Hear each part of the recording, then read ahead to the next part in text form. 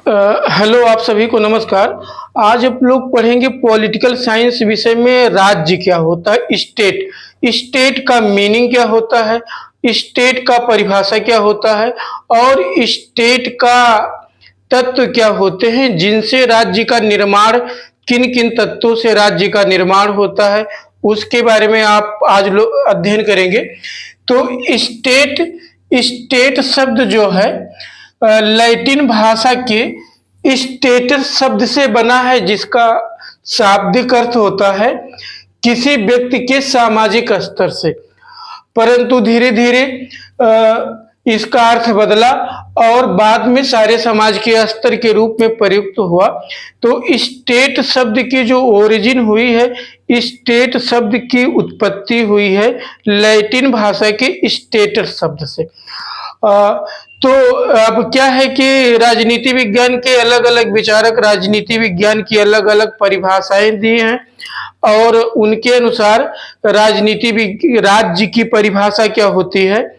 तो अरस्तु ने जो राज्य की परिभाषा दी है, राज्य परिवारों तथा ग्रामों का एक संघ होता है जिसका उद्देश्य एक पूर्ण तथा आत्मनिर्भर जीवन की स्थापना है, जिससे हमारा अभिप्राय सुखी और सम्मानीय जीवन से है। अरस्तु के अनुसार राज्य जो होता है ग्राम और समुदायों का एक संघ होता है जिसका उद्देश्य एक सुखी और सम्मानीय जीवन है। तो ये राज्य की परिभाषा अरस्तु ने दी है। दूसरी परिभाषा आप लोग पढ़ेंगे गार्नर के अनुसार राज्य की परिभाषा क्या होती है। तो राजनीति शास्त्र और सार्वजनिक कानून की धारणा के रूप में राज्य थोड़े या अधिक संख्या वाले संगठन का नाम है जो कि एक अस्थायी रूप से पृथ्वी के एक निश्चित भाग में रहता हो, वह बाहरी नियंत्रण से संपूर्ण स्वतंत्र या लगभग स्वतंत्र हो और उसकी एक संगठित सरकार हो जिसकी आज्ञा का पालन जनता स्वभाव से करती हो। तो डॉक्टर गार्नर के अनुसार किसी निश्चित भूभाग में एक जनसंख्या जो रहती है, निश्चित भूभाग पे रहने वाली जनसंख्या जिसका एक संगठित सरकार हो और वो किसी भी रूप से बाहरी रूप से पूर्ण स्वतंत्र हो। बाहरी रूप से स्वतंत्र होने का अर्थ यह है कि जो राज्य हो उसके ऊपर कोई दूसरा और ना हो, किसी दूसरे देश के आदेश के अनुसार या किसी देश का उसके ऊपर कोई नियंत्रण ना हो, पूर्ण रूप से स्वतंत्र हो और उसकी आज्ञाओं का पालन वहां की जो जनता होगी अपने स्वभाव से इच्छा अनुसार करती हो, तो उसे राज्य की परिभाषा दी जाती है। और उसके बाद में कुछ अंग्रेजी में परिभाषा है जिसका आप लोग देख सकते हैं। मैक्स वेबर ने परिभाषा दी है। मैक्स वेबर एक सोशियोलॉजिस्ट हैं और a state is a human community that claims the monopoly of the legitimate use of physical force within a given territory।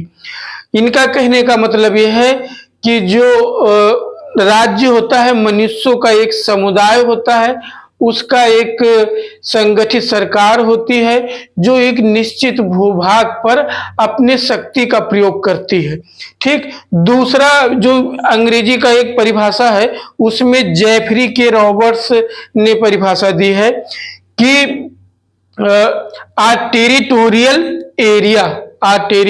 area in which a population is governed by a set of political authority and which successfully claims the compliance of the citizenry for its law and is able to secure such compliance by its monopolistic control of the legitimate force।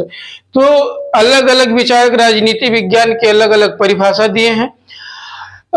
इसका अर्थ हुआ ये कि जैसे अलग अलग विचारक जो होते हैं अपना अलग अलग परिभाषा देते हैं और सबकी परिभाषाएं अलग अलग होती हैं। तो यदि आप पूरा एक कॉन्सेप्ट ऑफ स्टेट समझ लेते हैं तो आप एक स्वयं से आप अपनी परिभाषा लिख सकते हैं। तो जो राज्य की परिभाषा है, आप अपने अनुसार एक परिभाषा ऐसे लिख सकते हैं कि किसी एक निश्चित भूभाग पे संगठित रूप से रह रहे जो व्यक्ति रहते हैं, संगठित रूप से आप परिभाषा लिख सकते हैं अपने आप से भी। उसके बारे में आपको पहले राज्य के तत्व के बारे में आपको पता होना चाहिए कि राज्य के तत्व क्या होते हैं, किन किन तत्वों से राज्य का निर्माण होता है। तो इसके बारे में आप जब जान समझ सकते हैं कि राज्य किन किन तत्वों से निर्माण होता है, उसके बाद आप अपनी परिभाषा अपने आप से लिख सकते हैं, उसको समझ सकते हैं। तो अब आप देखिए कि राज्य के तत्व क्या होते हैं। Elements of state.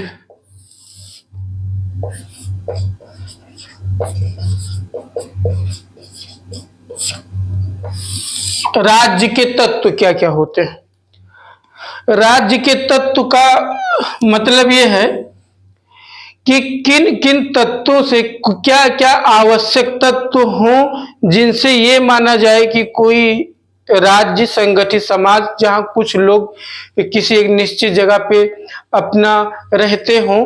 किन लोगों को, किस जगह के लोग रहते हैं कहीं पर, तो किस चीज को आप राज्य मानेंगे। किन किन तत्वों की पूर्ति करती हो कोई संगठन समाज। बहुत सारे ऐसे क्षेत्र हैं जहां पे लोग रहते हैं लेकिन उसको राज्य नहीं माना जाता है। यहाँ पर राज्य से आप जो समझते हैं, राज्य से किसी देश को समझिएगा आप। जैसे भारत एक राज्य है और उत्तर प्रदेश, बिहार उसके एक इकाई है। तो राज्य का अर्थ यहाँ किसी देश से है। पॉलिटिकल साइंस में राज्य शब्द, जैसे आप भूगोल में देश शब्द का यूज होता है, कंट्री शब्द का होता है, पॉलिटिकल साइंस में उसी के लिए क्या होता है कि राज्य शब्द का इस्तेमाल होता है। तो राज्य किन किन तत्वों से मिलकर बनता है, राज्य के तत्व क्या होते हैं? तो राज्य के लिए जो पहली तत्व है वो है जनसंख्या।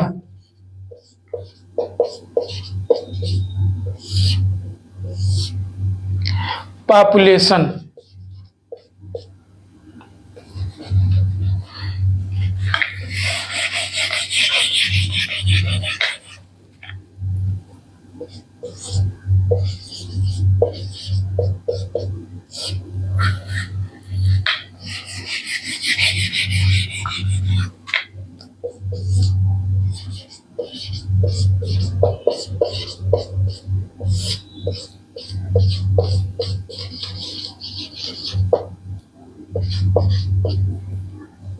पॉपुलेशन। तो राज्य का पहला आवश्यक तत्व है जनसंख्या, कि कुछ लोग होने चाहिए, व्यक्तियों की संख्या होनी चाहिए। ठीक, तो राज्य का पहला तत्व है, पहला तत्व जो है जनसंख्या है। जनसंख्या कितनी होनी चाहिए? जनसंख्या कम या अधिक हो सकती है। जनसंख्या कम हो सकती है या अधिक हो सकती है, क्योंकि प्राचीन टाइम में अरस्तु के अनुसार, अरस्तु ने कहा था कि राज्य की अधिकतम जनसंख्या 10,000 होनी चाहिए। तो क्या है कि जनसंख्या कम ज्यादा से तात्पर्य नहीं है, कुछ निश्चित जनसंख्या होनी चाहिए। वो कम होती है, ज्यादा होती है, इससे नहीं मतलब है। राज्य की जनसंख्या पहला आवश्यक तत्व है कि जनसंख्या होनी चाहिए। इतनी जनसंख्या कम से कम होनी चाहिए, कम से कम इतनी जनसंख्या हो जिससे राज्य की आवश्यकताएं पूरी हो जाएं, जिससे राज्य की आवश्यकताएं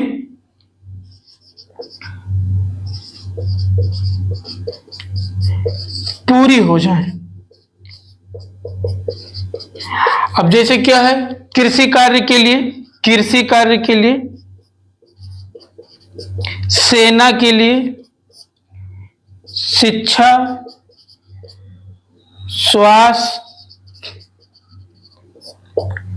ठीक, जितनी राज्य की आवश्यकताएं होती हैं उसके पूर्ति के लिए, उसकी पूर्ति हो जाए, कम से कम उतनी जनसंख्या हो कि वो अपने राज्य की रक्षा से कर सके, राज्य के लिए कृषि कर सके, उद्योग व्यापार धंधा कर सके, और राज्य की जितनी सेवाएं होती हैं उसमें वो आत्मनिर्भर हो। राज्य की इतनी जनसंख्या कम से कम होनी चाहिए कि राज्य की आवश्यकताएं पूरी हो जाए। तो पहली आवश्यकता हो गई कि तत्व हो गया जनसंख्या। दूसरा तत्व है टेरिटरी।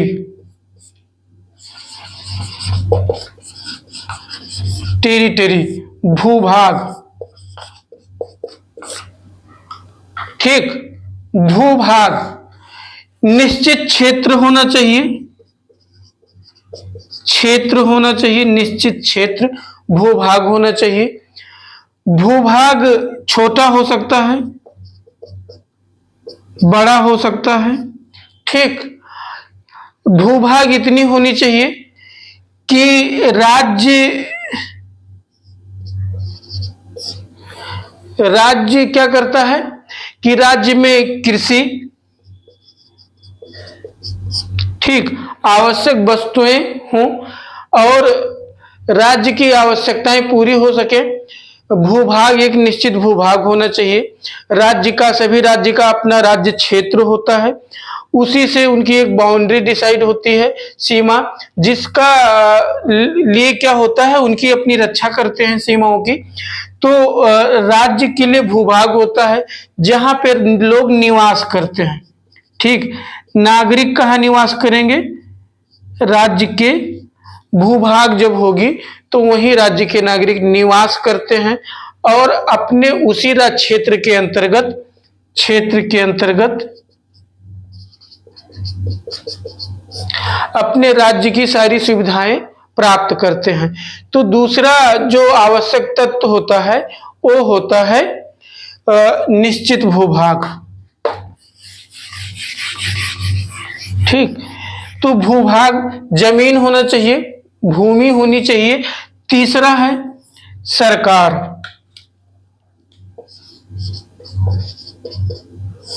गवर्नमेंट, ठीक। तीसरा तत्व है गवर्नमेंट। अब गवर्नमेंट का क्या काम होता है, गवर्नमेंट राज्य के अंतर्गत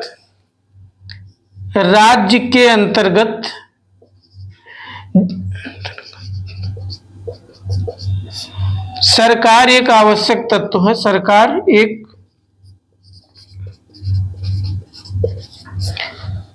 आवश्यक तत्व है, सरकार एक आवश्यक तत्व है। सरकार का क्या काम, क्या होता है, सरकार का कार्य, सरकार का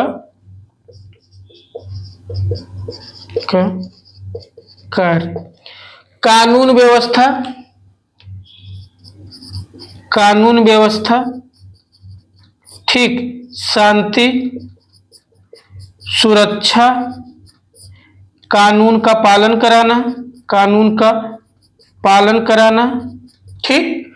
राज्य की जो सेवाएं होती हैं, राज्य की सेवा, जैसे शिक्षा, स्वास्थ्य, ठीक, सीमा सुरक्षा, ठीक, शिक्षा, स्वास्थ्य, यहाँ पे सीमा सुरक्षा रहेगा, सीमा सुरक्षा, ठीक। और उसके बाद में परिवहन, ठीक। तो शिक्षा, स्वास्थ्य, परिवहन, जन कल्याण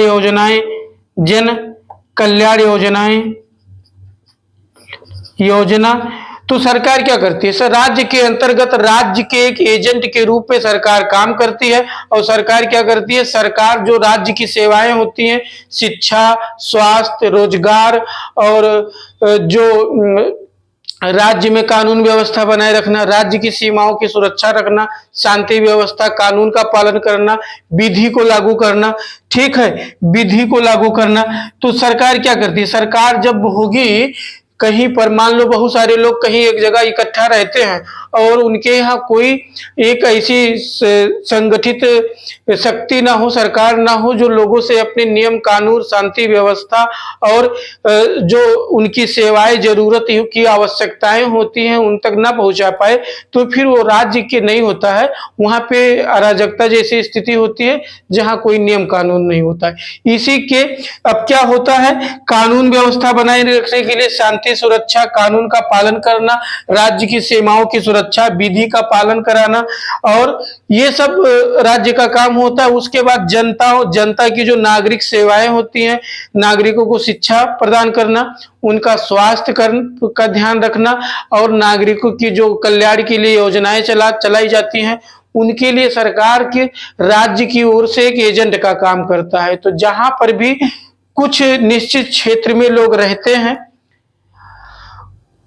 कुछ जनसंख्या रहते हैं, कुछ निश्चित क्षेत्र में रहते हैं, और उनका एक संगठित रूप से राजनीतिक व्यवस्था होती है जिसके अंतर्गत वो अपने नियम कानून और अपने राज्य के अंतर्गत नागरिकों तक सेवाएं पहुंचाने के लिए एक राजनीतिक व्यवस्था के अंतर्गत सरकार होती है। तो राज्य तीसरा तत्व होता है सरकार, ठीक। और नंबर 4 जो चौथा तत्व होता है, ठीक, नंबर 4 है संप्रभुता। संप्रभुता, इसको प्रभुसत्ता भी कहते हैं, ठीक। इंग्लिश में सॉवरेनिटी, ठीक ठीक, सॉवरेनिटी, प्रभुसत्ता। प्रभु माने सर्वोच्च, ईश्वर, वो शक्ति राज्य के पास हो, जो सर्वोच्च शक्ति जब किसी राज्य के पास होती है, ठीक। तो राष्ट्र पर संप्रभुता का मतलब अर्थ ये होता है, संप्रभुता, ठीक, वह शक्ति, ठीक, वह शक्ति जो आंतरिक और बाहरी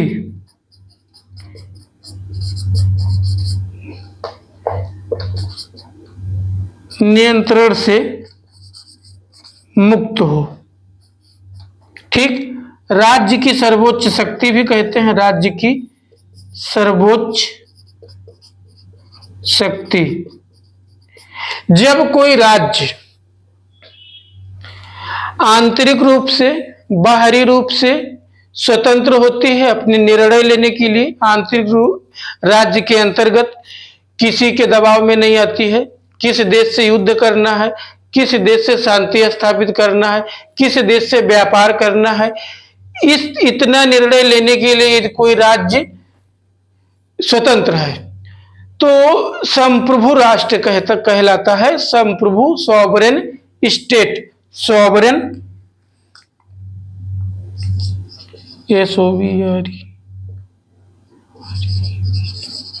सॉवरेन स्टेट उसे कहा जाता है जो राज्य अपने निर्णय के लिए स्वतंत्र हो। आंतरिक रूप से हमारे देश में किस प्रकार का नियम कानून, कौन सी योजनाएं लागू होंगी, और उसके लिए हमारा सरकार सब सर्वोच्च होता है और वो अपना निर्णय स्वतंत्र रूप से करता है। उसके बाद बाहरी रूप से हमें किस देश से व्यापार करना है, किस देश से युद्ध करना है, किस देश से शांति रखनी है, ये इन सब निर्णय लेने के लिए यदि कोई राज्य स्वतंत्र है, अपने खुद इच्छा से निर्णय करता है, किसी दबाव में नहीं आता है, तो वो राज्य है संप्रभु राष्ट्र। यदि ऐसा नहीं है तो कोई राज्य किसी दूसरे के राज्य के अनुसार काम करता है, तो वो राज्य उस राज्य के अधीन माना जाएगा। तो वो मान लिया जाता है कि वो राज्य उस राज्य का एक इकाई है, हिस्सा है, तो फिर वो राज्य के अंतर्गत नहीं आता है। उसके बाद में मान लो राज्य के अंतर्गत कोई सरकार है और वो सरकार अपने राज्य के अंतर्गत ही किसी संगठन की आदेश के अनुसार, इच्छा के अनुसार काम कर रही है, तो फिर वो सरकार सर्वोच्च नहीं हुई। तो सबसे किसी राज्य की आवश्यक तत्व ये भी होता है कि उस राज्य के द्वारा जो राजनीतिक व्यवस्था के अंतर्गत जो सरकार होती है वो सर्वोच्च हो, वो अपने आंतरिक निर्णय लेने के लिए, बाहरी निर्णय लेने के लिए यदि स्वतंत्र है तो वो संप्रभु राष्ट्र है।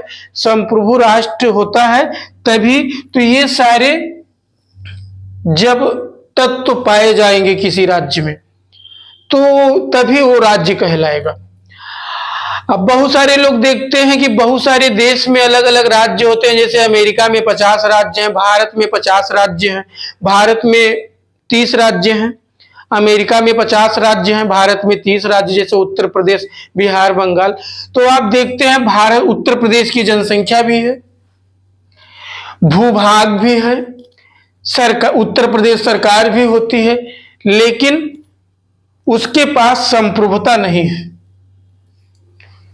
उत्तर प्रदेश सरकार ये निर्णय नहीं ले सकती है कि वो किस देश से युद्ध करे, किस देश से युद्ध ना करे, किस देश से व्यापार करे, किस देश से व्यापार ना करे। उत्तर प्रदेश के अंतर्गत कोई ऐसा नियम बना दे कि जो भारत के संविधान का ही उल्लंघन करता हो, तो ऐसा उत्तर प्रदेश सरकार नहीं कर सकती है। या किसी अमेरिका का, अमेरिका में बहुत सारे राज्य हैं, ठीक, तो अमेरिका के राज्य के अंतर्गत राज्य के उन अपने विषय होते हैं जिसके अंतर्गत वो कार्य कर सकते हैं। तो क्या है कि इस तरह से Uttar Pradesh Bharat, India that is Bharat, एक स्टेट है और बाकी जो उसके टेरिटरीज हैं, यूनियन टेरिटरी, जैसे उत्तर प्रदेश, बिहार, बंगाल, वो भारत राज्य की एक इकाई है। ठीक, तो कि कोई किसी राज्य को राज्य कहलाने के लिए उसके पास इन 4 तत्वों का होना आवश्यक है। उस राज्य के अंतर्गत जनसंख्या निवास करती हो, जनसंख्या के पास कुछ निश्चित, जहां जनसंख्या निवास करे उनका निश्चित भूभाग हो, ठीक, निश्चित भूभाग हो, सरकार हो वहां पर, जो सरकार सीमा की सुरक्षा करेगी, कानून व्यवस्था बनाएगी और विधि लागू करेगी, शांति सुरक्षा बनाएगी, कानून पालन और नागरिकों को सेवाएं, शिक्षा, स्वास्थ्य और परिवहन, सारी जो जन कल्याणकारी योजनाएं हैं वो पहुंचाएंगी। और वो राज्य जो होगा अपने आप में सॉवरेन होगा, संप्रभु होगा, वो अपने आप में सर्वोच्च होगा। ठीक, तो आशा करते हैं कि आप लोगों को ये राज्य की परिभाषा और राज्य के तत्व समझ में आया होगा। यदि आप पॉलिटिकल साइंस विषय से पढ़ते हैं, आप बीए कर रहे हैं, एलएलबी कर रहे हैं, आप पीजी कर रहे हैं, पॉलिटिकल साइंस से एमए कर रहे हैं, या नेट जेआरएफ की तैयारी करते हैं और आगे किसी कंपटीशन की तैयारी करते हैं, तो उसके लिए यहाँ पर वीडियोज, क्लासेज अपलोड किए जाएंगे। तो आगे का क्लास आप ऐसे एक एक टॉपिक के बारे में पॉलिटिकल साइंस के यहाँ पे लेक्चर होंगे, उसको आप पढ़ने के लिए आप इस चैनल को सब्सक्राइब करें। धन्यवाद।